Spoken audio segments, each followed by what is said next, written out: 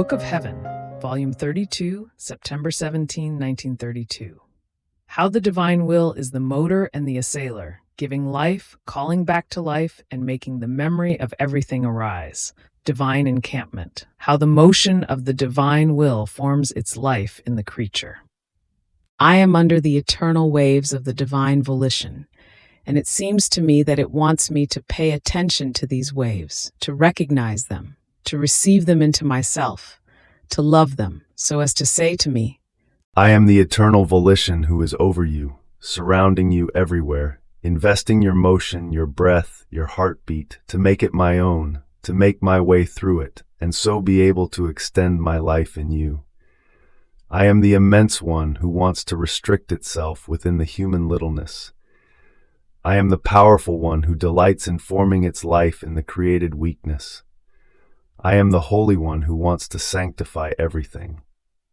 Pay attention to me, and you will see what I can do and what I will do in your soul. But while my mind was all occupied with the divine volition, my always lovable Jesus, repeating his short little visit, told me, My blessed daughter, my will is the motor which with iron constancy assails the creature from all sides, inside and out, to have her for itself and make the great prodigy of forming its divine life in the creature. It can be said that it created her in order to form and repeat its life within her, and at any cost it wants to achieve the intent, and in all things it revolves around her and seems to tell her, Look at me, it is I. Get to know me, I come to form my life in you. And acting as the assailer of the creature, it assails her inside and out, in such a way that whoever pays attention to it feels my divine will overflowing inside and outside of herself, forming the prodigy of its divine life, such that she is unable to resist its power. And do you know what this divine will of mine does? It gives life. It calls everything back to life.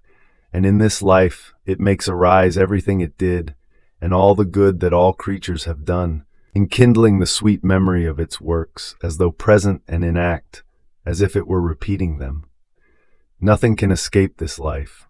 One feels the fullness of everything, and oh, how happy, rich, powerful, holy the creature feels. She feels the endowment of all the good acts of others, and for everything she loves and glorifies the divine fiat as if they were her own. And my volition feels its own works being returned to it by her, and so the love, the glory of its divine works, and through the remembrance it feels being repeated, the glory and the love of the other creatures. Oh, how many works put into oblivion, how many sacrifices, how many heroic acts forgotten, which were done by the human generations, and to which no one gives a thought any more. And therefore there is neither the continuous repetition of the glory, nor anyone who would renew the love of those acts. And my divine will, forming its life in the human littleness, makes the memory of everything arise, in order to give and receive everything. It centralizes everything in her, and forms its divine encampment. Therefore, be attentive to receive these waves of my volition. They pour upon you to change your destiny, and if you receive them, you will be its fortunate creature. After this, I continued to think about the divine will, and I thought to myself, but how can this divine life form in the soul? And my sweet Jesus added, My daughter, the human life is composed of soul, of body, of members, one distinct from the other. But who is the primary motion of this life? The will. So without it, the creature would not be able to do beautiful works, or acquire knowledge, or be capable of teaching them. Therefore, all the beauty of life would disappear from the creature, and if she possesses beauty, quality, value, ingenuity, it must be attributed to the motion of order that the will possesses over the human life. Now, if this motion of order is assumed by my divine will over the creature, it forms the divine life inside of her. So, as long as the creature submits herself to receiving the motion of order of my will, inside and outside of herself, as prime motion of all her acts, this divine life of mine is already formed, and takes its royal place in the depth of the soul. Motion says life, And if the motion originates from a human will, it can be called human life. If, on the other hand, the origin is my will, it can be called divine life. See how easy it is to form this life as long as the creature wants it. I do not want, nor do I ever ask for impossible things from the creature, but rather first I facilitate it, I render it adaptable, feasible, and then I ask for it. And while asking for it, in order to be more sure that she can do what I want, I offer myself to doing what I want her to do together with her. I can say that I place myself at her disposal, that she may find strength, light, grace, sanctity, not human, but divine. I do not look at what I give or what I do. When the creature does what I want, I abound so much with her as to let her feel not the weight, but the happiness of the sacrifice which my divine will knows how to give.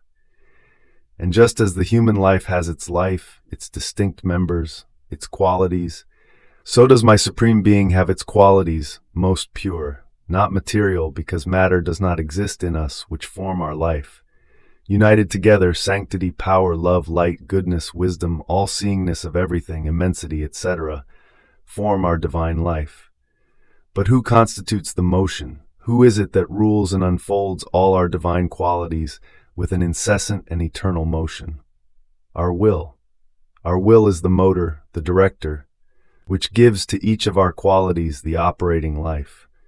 So if it wasn't for our will, our power would be without exercise, our love without loving, and so with all the rest. See then how everything is in the will, and this is why, by giving it to the creature, we give everything. And since they are our little images, created by us, our own breaths, the little sparks of love spread by us in the whole creation, this is why we gave them a free will. United to ours, to form our facsimiles, wanted by us. There is nothing that glorifies us more, that loves us more, that makes us content, than finding our own life, our image, our will and our work created by us. Therefore we entrust everything to the power of our fiat, to obtain the intent. My daughter, you must know that both in our divinity, in the supernatural order, and in the natural order of the creatures, there is a virtue in nature, an innate prerogative, of wanting to produce life, images that are like oneself, and therefore a yearning of love, an ardent desire to pour oneself into the life and work that one produces. In all creation, there is nothing that does not resemble us. The heavens resemble us in immensity, the stars in the multiplicity of our joys and infinite beatitudes. In the sun there is the likeness of our light, in the air the likeness of our life that gives itself to all, belongs to all, and no one can escape it, even if one wanted to. In the wind which, while it makes itself felt, now with might, now as though sweetly caressing the creatures in all things, yet they do not see it. Our power in all-seeingness, for we see everything, hear everything, and enclose everything as though in the palm of our hand, yet they do not see us. In sum, there is nothing which does not carry a likeness to us. All our works give of us, sing our praises, and each one has the office of making known each quality of their Creator. Now in man it was not just a work that we were making, but human life and divine life that we created in him. Therefore we yearn, we want, we long to reproduce in him our life and image. We reach the point of drowning him with love, and when he does not let himself be drowned because he is free in himself, we reach the point of persecuting him with love, letting him find no peace in anything that escapes from us. Not finding ourselves in him, we wage incessant war against him, because we want our image beautiful, our life reproduced in him. And since all things are made and grafted by us, also in the natural order there is this virtue of wanting to produce similar things and life. See, a mother generates a baby. All her yearnings and desires are that she wants him similar to herself, and she longs to see him born to the light, similar to his parents. And if the baby resembles them, oh, how happy they are. They make of him their boast. They want to show him to everybody. They raise him with their habits, their own way. In sum, this child becomes their preoccupation and their glory. But if, on the other hand, he is dissimilar to his parents, ugly, deformed, oh, how embittered they remain, tormented, and they reach the point of saying, with highest sorrow, "It seems as if he is not our child, one from our own blood." They would almost want to hide him, to let no one see him, feeling humiliated and confounded, and this child will be the torture of his parents for all their lives. All things possess the virtue of reproducing things similar to themselves.